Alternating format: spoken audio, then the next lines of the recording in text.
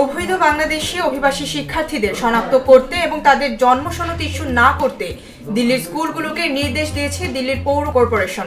বিধানসভা নির্বাচনের আগে এমন নির্দেশ জারি নিয়ে দিল্লির ক্ষমতাসীন আম আদমি পার্টি ও বিজেপির মধ্যে নতুন করে উত্তেজনা দেখা দিয়েছে। শনিবার ভারতীয় সংবাদ মাধ্যম এই খবর জানিয়েছে।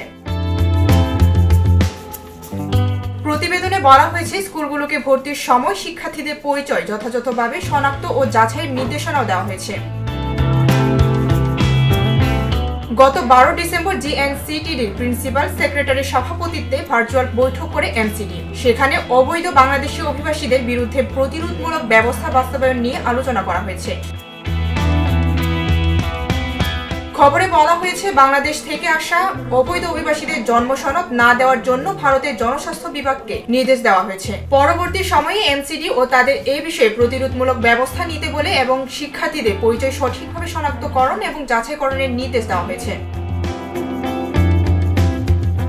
এদিকে ভারতে অবৈধ বাংলাদেশিদের জন্য ডিটেনশন সেন্টার বা আটক কেন্দ্র তৈরির ঘোষণাও দিয়েছেন মহারাষ্ট্রের মুখ্যমন্ত্রী দেবেন্দ্র ফডনবিস। ডেস্ক রিপোর্ট, ভোরের পাতা।